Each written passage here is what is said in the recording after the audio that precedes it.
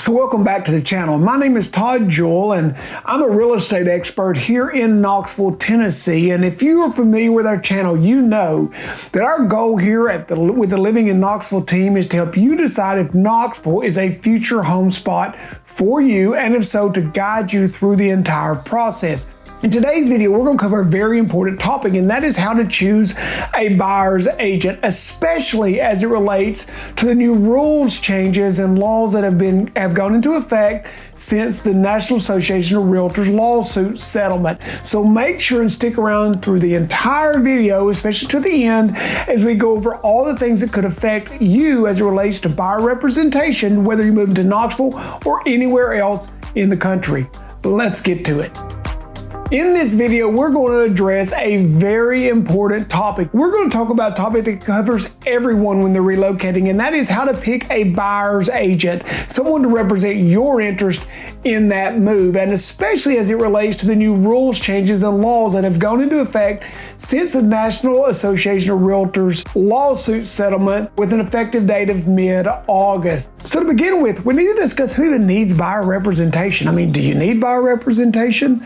I mean, the reality of it is you've got Zillow, you've got realtor.com, you can do all kinds of research online. So whether you're a first-time home buyer or you're someone who's bought multiple homes, you're going to pay more on average for a home if you are unrepresented. According to Redfin, you're going to pay a minimum of 6% more for a home. Now, if you don't have quality representation, that may not be the case. I see a lot of statistics that show that number is actually closer to 10%. What I see here in Knoxville is 5 to 10% higher, but you need buyer representation. It's very, very important. But what I'm going to tell you is this: all buyer representation is not the same. Just because an agent is licensed does not make them an expert. It doesn't make them an expert negotiator. It doesn't make them an expert in relocation. It doesn't make them an expert in negotiating. Let me give you some things I think you need to look at based on my experience in the industry over the last 25 plus years. What do you need to be considering when you're choosing a buyer's agent specifically? Well, the first thing you need to do is make sure you fully understand what's going on with this NAR settlement, what documents you're going to have to sign with a buyer's agent, why you're signing those documents, and to make sure you're getting your money's worth. Especially here in the state of Tennessee, before this settlement, we didn't have a lot of discussion about what buyer's agents, and one of the things that's on that is supposed to be very transparent as to what that buyer's agent makes in total fees. So whether it's just a percentage of sale, whether it's a fixed fee, whatever they're charging you, it should be crystal clear to you. Because of this new settlement, you may be responsible for some of the buyer fees being added as part of your closing costs when the time comes. They're coming out of pocket for you. So it's very, very important that you really put some time into picking the proper buyer's agent. Let's talk about some of the specific things you need to be asking these agents. The very first question you need to ask anyone is, do you do this full time? Is this your primary source of income? Is this all you do for a living?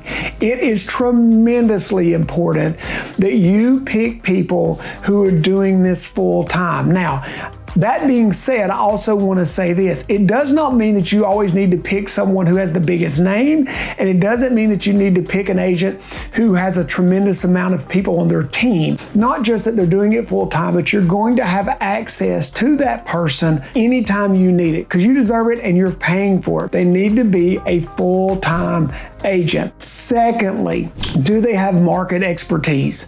And when I say market expertise, please understand this: it also doesn't mean just experience. Just because someone has been in the industry for a long time doesn't make them an expert. I explain to our agents all the time, 1 year's experience 20 times doesn't give you 20 years experience. That's not what it does. So always continuing to educate yourself, continuing to stay out front, what's going on not just here but nationally, where you guys are relocating from. Very important that I understand what's going on in parts of Arizona, California, Texas, those kind of things, so I can help you through that process. So expertise in the local market, a little bit expanded local market, as well as expertise in the industry and staying up on things, all is very, very important. So make sure you're working with someone, you know, who is staying up on the business. Do they know what the absorption rate is? Do they understand the market? Can they give you per square foot price off the top of their head? And they definitely need to be someone who has really good local expertise of the local market and expertise of the real estate market in general, where it's headed, where it's at, and what to expect in the next 3, 6, and 12 months and on down the road. Now, next we need to look at what kind of negotiating skills do they have. You need a good negotiator when it comes contract time. If somebody tells you in the first conversation, you know, we charge 2.5%, or I do for my services, you ask for some background and you dig into what they offer, and you say, you know, I'd pay you 2%. I'm not doing 2.5%. And they say, well, okay, that's what we'll do. Are they really much of a negotiator? I mean, they couldn't even negotiate for themselves. As it comes to buyer representation, a good buyer's agent will always pay for themselves for you. So whether it's, like I said earlier, 3%, 2%, or 2.5%, just make sure you're getting a lot for your money and make sure they're a good negotiator. So I'm going to give you a few questions, very specific questions I think you should ask. I'm not saying this is all you should ask. You ask whatever you need to feel comfortable. The first question you need to ask is, do you do this full-time? Full-time agent is the only answer to me that's acceptable. The second question that you're going to need to ask is, do you work with a lot of people relocating? So if you're someone who's relocating to the area or to an area, to this area, you need to ask them, are they used to working with people who are relocating? Now, you need to make sure that whoever you're working with, they have a comprehensive relocation program to help you through this process. If you needed to ask them, where would you go to the doctor, or where would you go to the dentist, or is there a good barber shop, or could you suggest someone to put up a fence, or could you suggest someone to do whatever, or what if we can't be there for closing? Do they have a team of people behind them who are used to working with people out of state? Do they understand how to structure contracts for people who are working who are out of state? Just all these types of things.